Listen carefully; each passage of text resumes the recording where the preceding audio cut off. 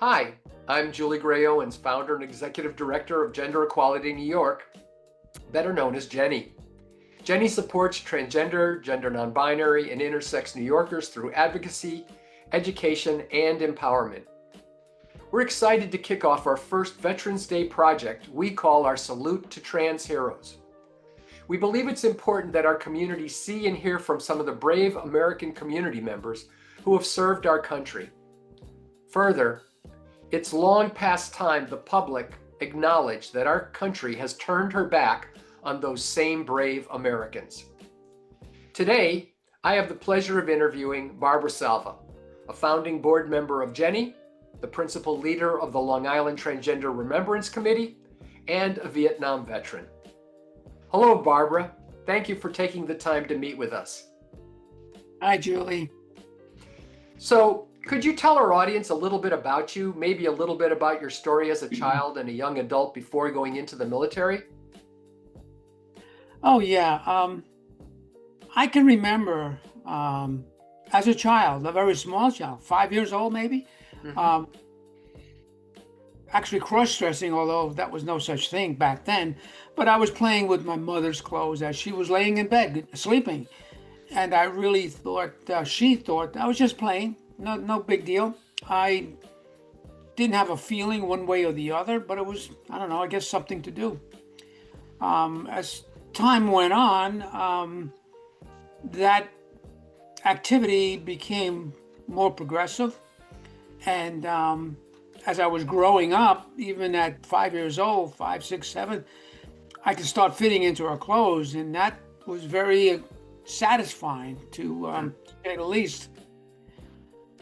Fast forward, I just continued. I loved it. I enjoyed it. It did start to simulate me when puberty started. So that I remember, and it's that in and of itself scared the daylights out of me. I had no idea what that was. And again, fast forward again, when I finally moved from Brooklyn into Long Island, it continued all the way through high school. And it just was an enjoyable thing. Now, in high school, I mean, I still dated girls, and I played sports. I did all those things a normal boy would do. Most of my junior and senior year were in the art field. I did a lot of drawing. I did a lot of painting, fine art painting. I loved ships and billowy sails and college, and clouds, all that kind of stuff. And that stuck with me. The cross-dressing at that time was very much aggressive. And I would, as soon as I was alone in the house, I would jump into something. And it did stimulate me. So it all started way back when. Of course, all the jargon that we hear now was not even in the dictionary then. This is all brand new. That was ancient. And I kind of grew up thinking I was the only boy really dressing up in a woman's clothes. I had nobody to talk to about it, and didn't have a friend. God forbid that even was a thought in my mind. So yeah, it was at a very young age. That's where it started. When did you ever get to the point where you began maybe understanding that your gender identity, I mean, you talked about, thinking that you were the only boy that was doing this, which I share that same feeling. I went through the same thing. But, when did it connect that, like, wow, this is a part of me. This is, this isn't what everybody else has. Yeah. It kind of went away after I graduated high school in 1963. I went into the service, and but I did it for a reason of a career later on. As an artist, back then there was no computers or anything like that. Everything had to be hand drawn for newspapers, mostly fashions and stuff like that. And I wasn't interested in that. I was only interested, like I said, billowy clouds and sails and ships and water, that sort of thing. And I've always had the impression that in order to make any kind of money as a career, you had to be really good and dead, because a live artist works like crazy, especially in fine art. So I went into the service thinking I can come up with something. I had always been a wonder on airplanes, and so when I took my aptitude test, lo and behold, the recruiter said, "Well, you're good in mechanics, and we have several fields you can go into," which to me was awesome because I never turned a wrench in my life at that time. Wow. One of the selections that were there, I think it was automotive, helicopters, airplanes, and missiles. And I thought quickly that what would get me going after I got out, and I selected airplanes, and that's where it all started as far as my career goes. So I got into the service, and I went through the whole 9 yards in the beginning. I went to school and I started working airplanes. They taught me everything from the very beginning, and so that's where it all started. Now, the cross-dressing at that time, I wasn't cross-dressing at all. Now, obviously, it's pretty hard to cross-dress with a barracks full of men. That wasn't going to work too well. Right. The thought was always there. The dreaming was always there. And but certainly not even close to touching anything like that. And that went on for 4 years, that I was in the service. The service life alone was awesome. I got in at 17. I couldn't even drink, no matter where I was at that point. And so even if I went to the Airmen's Club, that wasn't me anyway. I was never a drinker. Vietnam brought another experiment for me. I volunteered for that, me and my buddies. Really? Wow. Yeah, I volunteered. I was stateside for 2 years, and then the Vietnam War was just kicking up heavy. There was less than 100,000 troops there. And so I volunteered, and shortly thereafter, me and some other guys in my barracks, we were good friends. We went there, and we saw the war happen, really happen. There's all kinds of stories I can tell that when I had the experience there, people that I knew were killed. I remember on the flight line, walking down the flight line of my squadron. On the other side of the ramp were all the helicopters that were there, the Hueys. And I'd see them in the morning loading up troops, Army or Marines, and they would take off. And it reminded me of dining needles, a flock of dining needles taking off. And so they would go all day long. Whatever they do, they did. And then at the end of the day, I remember like 4 or 5 o'clock, they'd all come back. And along with that were all the ambulances on the side of the flight line for them. Wow. And they would eventually shut down, and then the medics would go out, go get the wounded, put them in the ambulances. And there were many, many ambulances. What really struck me was the body bags that when they finally took them out. Boy. That was heartful, very heartful. Wow. Go ahead, I'm sorry. No, I was going to ask you a question. So were you part of the Army or the Air Force? No, I was Air Force. You were Air Force, okay. I was strictly Air Force. We worked A1Es, and I seen airplanes come in with a half a wing, blown tails, and they still flew. And I saw one come in with no gear, and everybody that I saw, pilot-wise, they all survived. They all did. They all got out of their airplanes, and we had to fix some of them, of course, the best we can, and then life went on. Right. There were many little instances that come back to me even as I speak to you that I remember of all the things that went on. But then again, getting back to cross-dressing, that never happened during that time. There was no Right. time for it. Was no availability for it. Um, and we just, I just did my thing. Now, during that period of time, first of all, my gosh, this had to be a very, I'd say, stressful and emotional time. I mean, just even being in the airfield when, all these ambulance pulls up or seeing the body bags and things, that must have been kind of stressful for you. And you had to be a young person at that point, right? Yeah, I was in my early 20s, probably around 20 years old, because I got in at 17. So 18, 19, 20, yeah, about that. Um, it wasn't physically emotional, mentally emotional. Hmm. Um, I didn't know those guys. I did know some pilots that didn't make it. In fact, a couple of pilots that I crewed their airplane. They would come back out of a sortie and land, and I'd be looking for my airplane. And then eventually the news went out that Captain so and so didn't make it. Oh, wow. So yeah, that's heartful. You don't really know. The only closeness I got to combat, we were dispatched to go get an airplane that was had a broken wheel in the middle of Vietnam. I forgot the name it was dirt field. I mean, this was C-123, so all cargo stuff.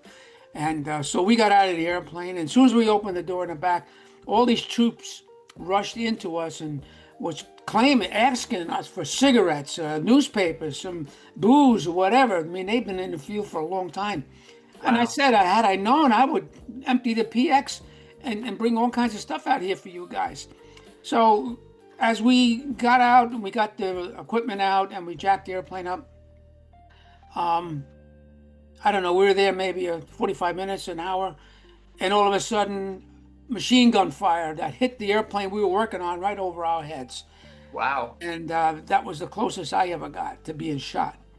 The captain that flew us in says, drop your tools, get in the airplane, we're leaving. And that's exactly what we did. To my knowledge, those tools are still out there in the field. Is the plane still there also as well, or were you able to I get don't know. I have Oh, no okay. idea. Wow. Yeah, it could be. They could be still sitting on a jack. I mean, Wow. that was 60 years ago. So Sure. I got a feeling it was the jungle ate it up. Yeah. Um, Yeah. anyway, we got back and we flew around where those military guys, the army, they just dispatched themselves and they went into the field to go get them, to get the Vietnamese that were shooting. And we flew around them and we opened the back door and we just kind of laid there watching them fighting the enemy.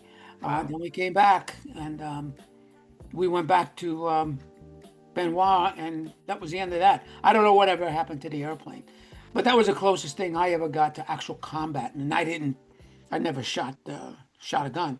Right. So Wow. That's it was, something though. Phew. yeah, lots of stories I Yeah. can go through. So now you're I guess you're staying in a barracks with a lot of other guys, right? Oh yeah. We had 60 guys in a 25-man barracks. It was tight, and there a lot of camaraderie, a lot of fooling around. We had hut maids that we used to clean up our barracks up and shine our shoes, and we every day it was just a job.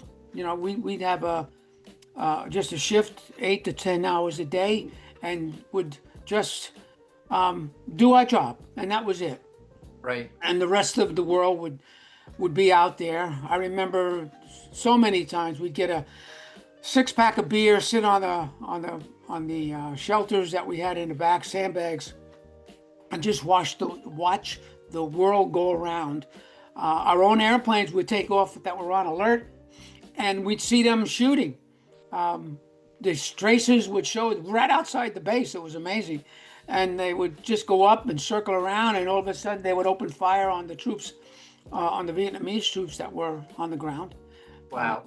So it was, for one thing, we weren't scared at that time. We weren't to the point where, oh, maybe they're going to come in and kill us all. No.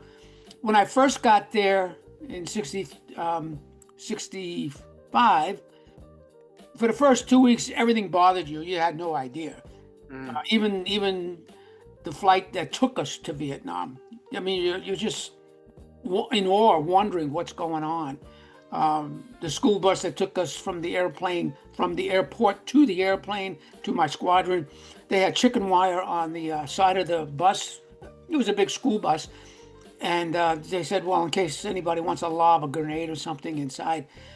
As far as I was concerned, a chicken wire, they could put a hook on it and just kind of let it ride with the bus, and there it goes. Yeah, good. After that, everything kind of calmed down, and you kind of get your faculties together until you're ready to leave. When you're ready to leave, you don't want anything to happen. Right. Nothing to happen. I had to spend 2 weeks in Tan Son Nhut, waiting for my flight to come home to San Francisco, and that 2 weeks was crazy. I couldn't work. I was laying around all day. We just played cards all day long, and looked at movies and that sort of thing. So that was the end of it all. Wow. I finally got home, and then I went to Suffolk County Air Force Base. Wow. Wow. 11 months. So all during this period of time, how's your gender identity? How are you feeling, inside of you? Are you feeling stressed? Are you feeling because there's no time to be you, to be authentic? How is that going? The thoughts were always there. They never went away. I mean, obviously there were times when you're so busy you just don't think about something like that. But when you're alone, you're in your bunk, or just being alone, those things come into your head. You can't react to that. You can't do anything. Not there, not any time during my 4 years in the service. At least I couldn't find anything. At that time, God forbid, there was nothing even close to that as far as the military is concerned about trans military of any kind. I mean, that just was unheard of. Right. Everything. Well, after I got back out, I almost re-upped, to be honest with you. And wow. Almost. And some stupid thing I decided not to was we were called out on alert out at Suffolk County, and we were in the middle of the alert, and we were told, go back and make your bed. And I said, I can't believe what you're telling us, Sergeant. Yeah, the general's coming through. You got to do that. So we did, of course, and that cured me from my re-up. And at that time, I decided, well, I'm going to get out. I'll go to school. I'll go to college, and I'll get my license for commercial aviation. And for the last year or so in the military, that's exactly what I did. I pursued other schools and whatnot to get my license, to get my degree. And I wound up at the Academy of Aeronautics at LaGuardia Airport. And that's where it all started. Things started to progress as far as cross-dressing is concerned. Of course, when I got home, I lived with my parents. My father was still working. My mother was working. Yeah, I had some time. I wanted to ask you, well, while you were in the military, if you had leave or, R&R, which I guess is what they call rest and recuperation break, did you have an opportunity to dress at all or reconnect with your authentic self in any way? No, I did not. Wow. So this was a complete shutdown then, complete. Oh yeah, it was a 4 complete years. shutdown. Yeah. The only thing that really was still working was my head. The thought process was there. Of course, we were reading. I read a lot. There was some porn action on the TVs that we had. We would sneak that in, even in the barracks, that sort of thing. Right. But as far as cross-dressing or anything that has to do with that, it just was shut down. Yeah, for me anyway. Right. I don't know about anybody else. Everything I've told you now is just me, my experience. When I got out now is time where I can expand a little bit. And the mere fact that I was at home, my parents were out working, I had time to dabble into that kind of thing. And it just kind of stuck with me. It was more or less almost like a hobby at that point. It was stimulating, and I enjoyed it. And then I could put it away. And shortly thereafter, that's when I met my wife, and that whole episode in my head kind of was reduced because I had my woman, and she was the love of my life. So I had no time to think of anything else. Right. Eventually, we got married, and I worked midnights all my life. She worked day shift all her life. And lo and behold, I had all the whole apartment or the house when they finally got one to myself. And that's when things started to crank up. Right. We were the same size, which was a good thing. Yeah. And so things just started to happen. Right. But along with that, I started to do some research, to investigate. The first thing that I found was in a dictionary. What do you call it? There was no such thing as transgender. That word. Right. That was. You know better than I do. I forgot. Yeah. There weren't a lot of words for there us weren't to a lot work of with words right but, now. Yeah, exactly. Exactly. But So, that's when, like I said, things got cranking up.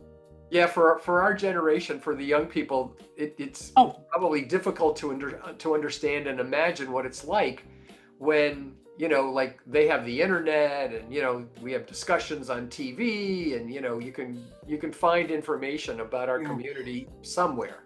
It was transvestite. That's the word I Yeah, was looking for. transvestite. Yeah, Yeah. yeah, And yeah. at that point, I hated the word, but Yeah. it is what it is. So let me take you back for a second, Sure. back to the military. You're serving in the military. Do you believe that the people that you met, maybe there were mentors, who knows, and the experiences that you went through, did they have an impact on who you are today? Do you feel like that service of that 4 years in the service and so forth? Like, what do you think? Yes, I do. I do think so. I am. It sounds a little weird. I was glad I had the experience. Totally. I mean, I was a kid that didn't know what to do, so I went into the service, and those things affect me. I mean, I was in basic training for the first month or so, and the tech sergeant, the drill sergeant, made me squad leader. I didn't have any idea what that was. Wow. I mean, I'm talking, I was 17 years old. Huh. I think I could say with confidence, I was, how would you say, I was rewarded within myself to be a good person. If they told me to do something, I would do it. That's what I was there for. Right. I must have impressed somebody because there was 40 other guys there that could have done the same thing. So that was the beginning of leadership for me. Right. And it continued for a while. I mean, it was on and off, on and off. I was nobody special, but things did happen. I did want to make rank, and make it up, and I did. Got all the way up to sergeant. And there was responsibilities throughout that career, which stayed with me, regardless of what I was wearing. It stayed with me, which made my decision to do things when I got out. After I got out, that responsibility, that how would you say, it was for the Corps, for the man. Right. That's what stuck with me to this day. So yeah, and I think that early leadership training that you received at 17 or 18 years old, that impacted your career, as I understand it, right? Oh, absolutely. It kind of separates the right and wrong, and that's what I was looking for. Of course, it also did something. Am I doing this right? Did I say this right? What should I do? And I had to research that out. I was not a born, I don't think anyway, a born leader. That's somebody go up there with their head up high and knows everything about everything. I didn't. I was just a kid at the time. But it taught me things. Yeah. And even as far as the cross-dressing goes, it taught me how to put it aside for the time being. It was not the place. It was not for me to do that back then on certain times and in places that I should not have, I should not be aware of. Right. Maybe that's easy too, because at that time the whole transgender experience wasn't up on the front page. Hmm. It was buried, so you just buried it with you, and Yeah. just kept it there. It sounds like the experience really had an impact on this young person who really didn't have any idea of where they were headed, but it sounded like a good idea, type of thing. And what I Well, found interesting when you started the story is to tell me that because I know you personally, and I know that you are very mechanically, adapted to that, and I find that I don't see so much your artistic side because I haven't seen that as much, but I have seen the your mechanical ability and the way you can think about things and break things down, and it must have come from that training. well, I'm not an engineer, for Right. sure, you know. Um, and as I look back, maybe I should have pursued some of that. And Hmm. in college, we did on some engineering aspects, Sure. mostly in the aircraft field. Um, but yeah, I did find a mechanical ability even to this day. I'm not Yeah. afraid to attach anything. Right. The biggest problem I have is now things are so far in advance compared to what it was 60 years ago. I would have problems, but certain things I certainly understand what's happening, And how things work, right? and how things work exactly. And Yeah. I'm called, even now, on certain things to help out. What about this? What about that? And I'm not afraid to get involved, even as a woman, to do certain things to help somebody else, change a tire, even. You know, Right. I don't intend ever to go underneath the car again, but my experience after the service experience, I mean, I worked on Mack trucks and semis, farm tractors. I've taken transmissions apart, as well as pull an engine apart on a simple airplane. Wow. I've done it all. I'm not afraid to do that. And I'm not afraid to research and understand it better. Some of the new research, I mean, now everything is now electric airplanes, everything's electronic. I can understand it. The biggest problem I have now with my age is the things that I can't understand. It just Hmm. doesn't penetrate. I mean, I'm almost 80, so Yeah. we're going somewhere with that alone. But I know it, so that's a good thing too. Right. Now, I think though that an important thing that's we're actually talking about is service actually benefited you by giving you structure, by giving you an opportunity to have an opportunity to be a leader, and by really giving you a career.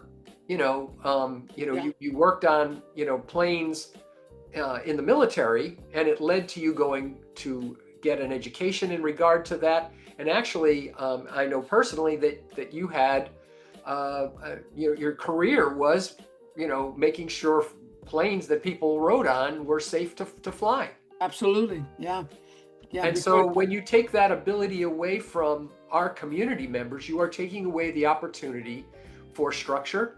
You are taking away the opportunity for learning life lessons, for traveling, for seeing the world, right, for opportunities for leadership. Beyond the fact that you are housed, you are fed, you are educated. There's a lot of things that go along with having an opportunity to serve in the military. And when you now say you can't serve, we don't believe you're good enough or brave enough or smart enough or terrible. emotionally stable enough, it has an impact on a community. Absolutely, because it's like a two parallel parts of your life. I was taught how to do maintenance and mechanical things. Um, that never goes away. Right. But my internal self says I should be wearing a dress instead of wearing pants. Hmm. So that never goes away. So now, is it possible to put the two together? Absolutely. Absolutely. What has been done today from the military, these pilots and mechanical people that are working on airplanes, they don't say, hey, look, I'm a woman working on an airplane, or I'm a woman flying a fighter jet or something. They just do it. It's part of them. And at that point, these men and women, these trans men and women, that's just part of them. It's not something they put in front of everybody. What they put in front of everybody is their skill of what they do in the military. Yes. Now, the way it is now, somebody has just cut them off at the neck. And now they don't do that at all. What a shame, an absolute shame of what has happened in the military now. I didn't go through that kind of thing. That was so many years ago. Whoever even thought of what is happening today in today's modern life would have happened back then. Yeah. No way. That would never even think about it. Now, the talent that has been lost is unbelievable. Yeah. Unbelievable. I see all these women.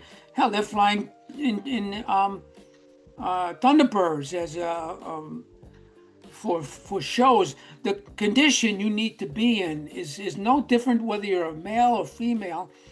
You still got to turn the rudder and hit the rudder pedals and understand your airplane. There's no difference there. And you look at even the women now. There's generals, for God's sakes. They don't just get there because they're a woman, period. Otherwise, you can take every woman and slap a star on them. They deserve that stuff. They had to work it up just like everybody else. It's just unfortunate. Let's take a look at a different situation. Have you accessed veteran services? Yes. That have been helpful? Absolutely. When I got in, I'm in the VA. I'm a member of the VA. When I didn't need the VA because when I was working, obviously I had insurance and whatnot.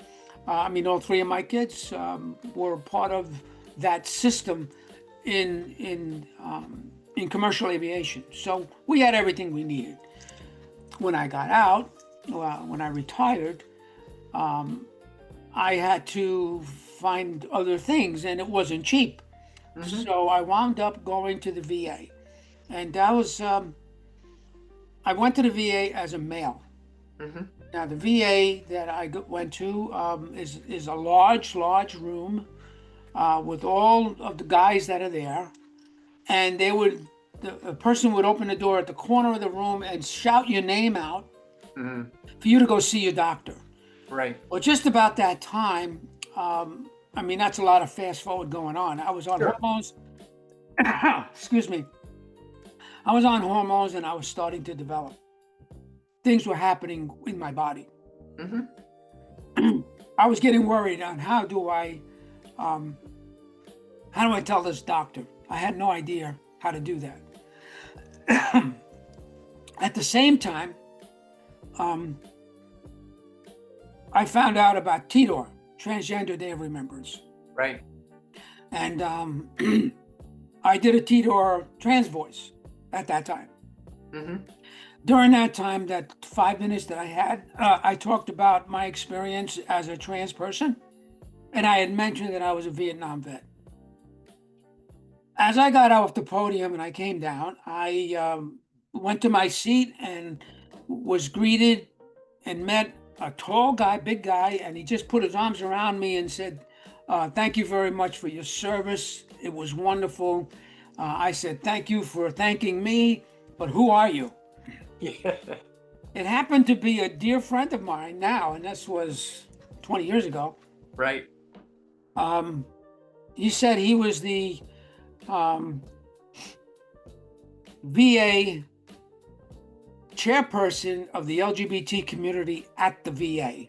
Mm-hmm. And I said, I need to talk to you. I got a problem. And that was the beginning of the greatest event that I ever had. We went into the lobby. I spoke to him in detail. What do I do? Where do I go? How do I do this? And he set me up for 2 weeks, within 2 weeks, of meeting the program manager at the women's clinic and the patient advocate. I went up to the VA dressed, and we sat down. At that time, there was a 10 commandments that they wrote out in Boston, I think, on how to treat transgender military people. Right. I said, they got it. Why don't we have it here? Right. And they said, the program manager, Cheryl, what a sweetheart. She said, honey, we don't need to have that. You're going to be fine. In 30 minutes, I had a brand new picture with my chosen name, Barbara, on my ID. And from that point on, I went to the VA at the fourth floor, and they've been treating me ever since. Wonderful. They give me my drugs that I take. They take care of me. I had to go around a little bit because of the my personal doctor, which is a female, didn't know much or as much as she would have liked to about me changing hormones and that sort of thing. I was in the city for a good couple of years, and then they switched me over to L.I. Langoon, and not too far from where I live, and that's been like that ever since. As far as the hospital goes, no one, and I mean absolutely no one, has treated me without dignity and respect. Not that I have a sign over my head. I never do that kind of thing. Right. They treat me as any other woman that goes in those doors. And that's all I care about. I don't want to make a statement. I mean, unless it's private and they want me to talk about something like that, which I have. I don't look for any privilege. When in this administration that we have now, when they started changing things at the VAs about the transgender community, I called up. She's now a dear friend of mine up in the VA in the women's clinic, and I said, "Well, what's going on? Can I still go see you? Can I go see my doctor? Can I go to the ladies' room?" Right. And she said, "You don't ever have to change." I says, "I'm happy for that, because you need an armed guard to tell me I cannot go into the ladies' room that I've been doing for 20 years. So she said, not to worry. And I've been there many times since for other things that I need to do. And no one has ever said anything to me, pointed fingers at me, disrespect me in any way whatsoever. Right. So. Well, we're very lucky here on Long Island. There's no question about that. Yeah. Have you faced any other challenges or barriers as a trans veteran? Anything that you ran into that you felt uncomfortable with, or that didn't seem right, or in anything at all in that manner, shape, or form? For me personally, no, I have not. Much of it is on the outside of me. I know what's going on, and I know it could be detrimental if I say something. Mm-hmm. Now, in saying that, I mean, my everyday ability, I go around doing my job. I now work. And so I never put that sign above my head that I'm trans. Right. In fact, I tuck it way down below. And I just go about being the woman I should have been at birth. Yeah. It's not a disguise. It's who I am. Yeah. The feeling itself of who I am is there. Mm-hmm. Sometimes a little testosterone comes out, and I get, mostly because of what I do and the people that I have to deal with. Yeah, I have no problem standing up to somebody, but I've never had somebody point fingers at me, saying anything. I get doors opened up all the time. Excuse me. People just are nice to me, just because I'm a woman. But I think, and I thought about it many times, I am who I am. And I try to, I tell some of the new trans folks, younger people, you need to just blend in, and that takes a little effort. And you got to know what that effort is. You got to research, you got to read, you got to understand what do you like, what do you don't like. I mean, it's creating another human being after you've been this other human being for so long. So you got to do your research in order to get going. What was your reaction to first of all, we had the reinstatement where, there is no transgender military band, come back and, serve proudly, blah, blah, blah. And then, this past year, right back to a reversal of the transgender military ban. What are your feelings about that? The feeling I have, there's no plan there. There's no plan at all. They're reacting. They're knee-jerking because somebody said women or trans women, especially, or trans people of all kinds, don't have the capability, don't have the strength, the bravery, which is so far wrong. It's just unbelievable. That's because some clown said no.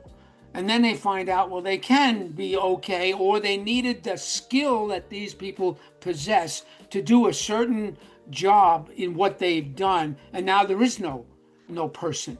And yet you got to fill that hole up with another person, and they don't exist either. So yeah, now they're going to call them back. But this only tells me of the responsibility and the intelligence of the commander-in-chief on how to do business. Certainly anything nothing is perfect. There's modifications that need to be done, improvements, investments, sure. But you don't just cut off everybody at the legs and see where it all comes down and then try to build it back up again. Yeah. That's the wrong type of leadership that is now present in this country. And that's why, even regardless of trans people or not, they've done that in other industries in the government. That they fire thousands of people and then they wind up not being able to function at all. Right. So there is no plan. It's not poor planning. There is no plan until it collapses. And that's not the way to do business at all. Plus, you got to look at the capacity of the leadership, the incompetence of them all, and that's the shame of it all. Yeah. We have a flock of incompetent people from top to bottom. They're the lowest of the lowest, and that's unfortunate. In the military, you need leaders. Yeah. So it's going to be a hard 4 years, very hard. Yeah. Well, we keep working, right? Yeah, So that's what we're gonna do. how can we as the public, not even talking about the what I call the gender expansive community or the LGBT community, but how can the public honor veterans, and more specifically trans veterans, in a more meaningful way? What do you think? Respect. Respect, no matter who you are. Right. I would never expect a trans woman, similar to my own self. Again, I said it again. I don't put a sign over my head saying I'm trans. Right. I just go about my business doing what I do. I pick up nice people along the way. For me personally, if somebody were to point something out, which didn't happen ever, I don't have a problem going nose to nose with somebody. Another trans person might. The bigger thing for the community, the other community outside of the trans community, just open your heart. Open your heart to be respectful to anyone, anybody. I'm a Christian, and I love my God.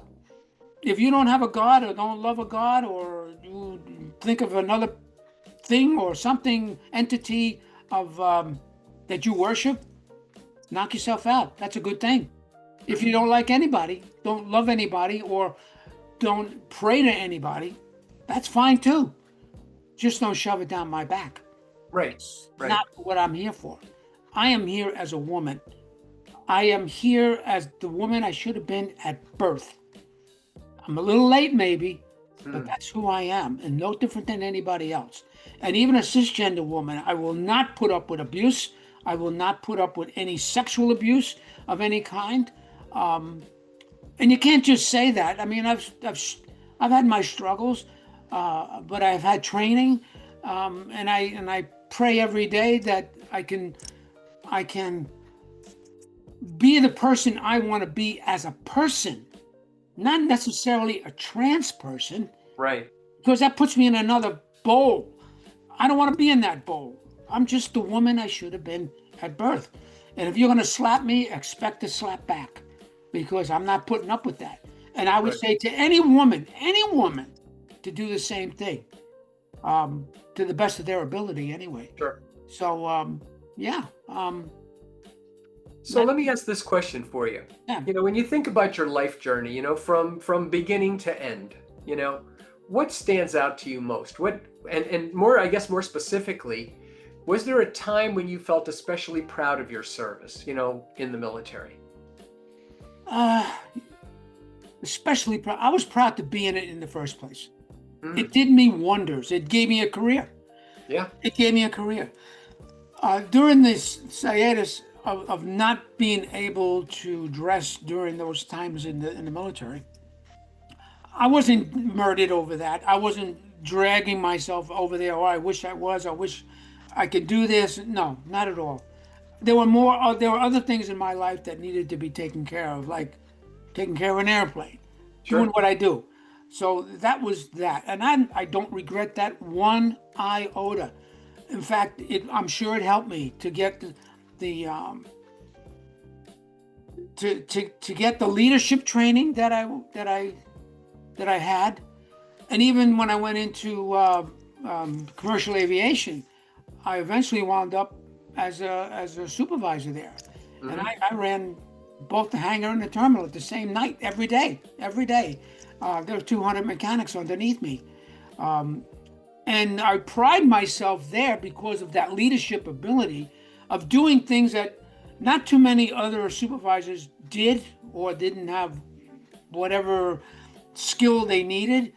I mean, I went around the world several times with my team doing work for the airline that I worked for. And I even got my team and I got written up in industrial magazines. I have pictures, I have articles of the things that we've done.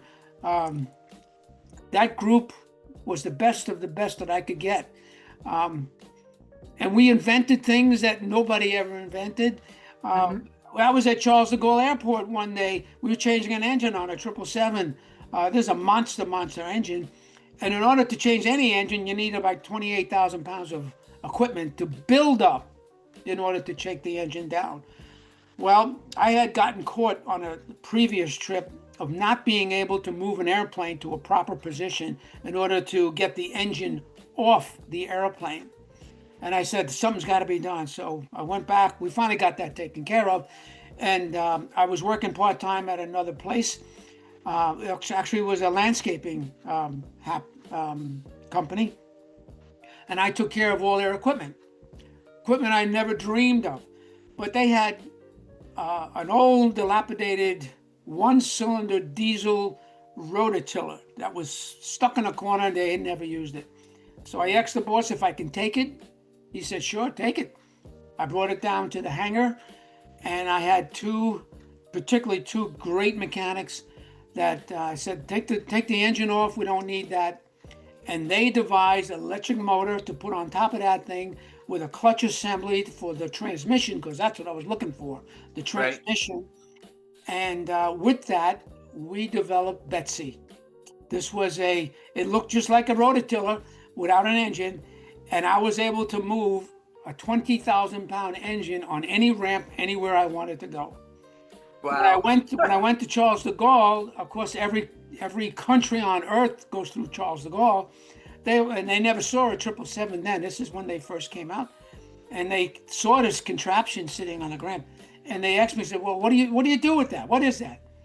I said, "Well, it happened to be originally manufactured in Italy. That's the first thing, Right. and we converted it to an engine mover." I said, "I'll just show you how it works." So I plugged it in. We had generators with us. I plugged it in, and I moved the engine right in front of their eyes, and their jaws dropped. Wow, where do I get one? You got to find one first. Those are the kinds of things I enjoy. I truly enjoy finding something like that to do a job. Because originally, how am I going to get a tractor in my equipment that I go back and forth? So this is all the things that are going through my head all the time. Yeah. And I take after my dad for doing that. He'll find a way. Many times I get involved in something, I don't know how to do it, and I'll just say, "Hey, Dad, give me help here." Now, of course, he's Right. passed away a long time ago, But eventually I will get it, But this is, again, remember, this is a child, and a young adult, let's say, who Yeah. was artistic, but wasn't necessarily No. mechanical. And now you go through your 4 years of service and it completely changes the direction of your life, gives you a mission, gives you knowledge, Yeah.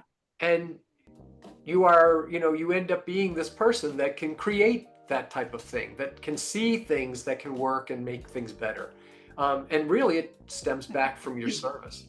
So if you were to be able to talk to your younger self, at that moment before you decided to go into service, would there be anything you would tell them, both about the military service, but also about being a transgender person? That's a hard question to go back. The only thing I can say is keep on moving. Keep on moving forward. It will happen. I mean, circumstances happen in your life. And the thing as far as being trans, it started at a time where there was no such thing as trans, or at least the word was no such thing. I found out there's been trans since the beginning of time. Sure. And so all of that kind of puts into who you are. Just keep going. If you stop and don't have the mentality or the go power to continue to go in the direction that you want to go to, it's just not going to happen. Everything has a result. If you do nothing, the result is nothing. If you do something, the result will be something different. May not be exactly what you want, but you keep on moving. And as long as you keep moving, the roots are not going to take much action to hold you back. You keep on going. Now, I think that's something in life, whether you are trans or not.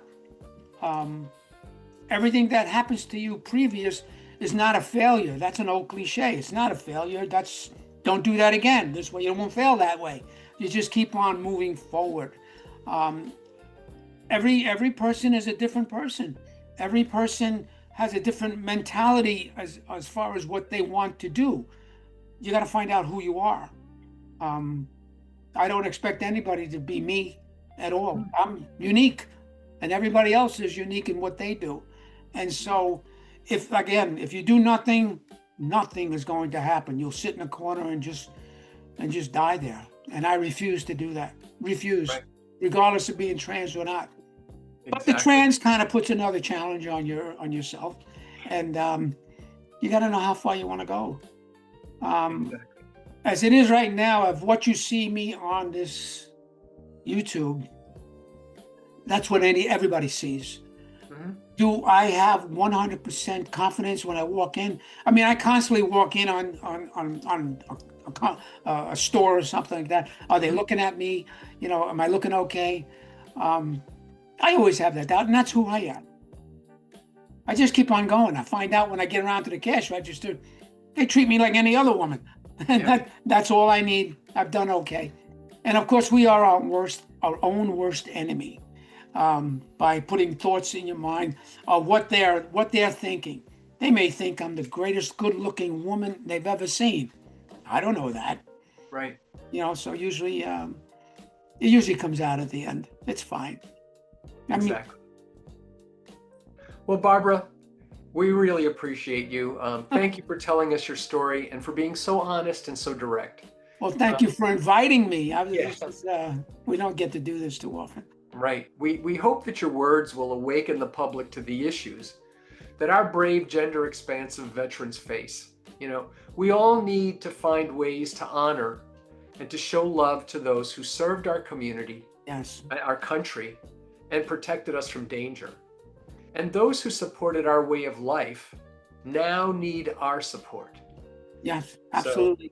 So, again, we really appreciate you, Barbara. And to our audience, thank you for joining us today. We hope you have a better understanding of our community and some of the many issues that we face. And, a special message to community members. Remember, we are strong. We will not hide who we are. We will love and support each other. And as Barbara said, We got to keep going. We got to keep on keeping on.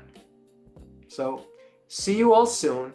Hope you enjoyed this little episode, this little interview. And again, Barbara, thank you so much for You're being welcome. with us today.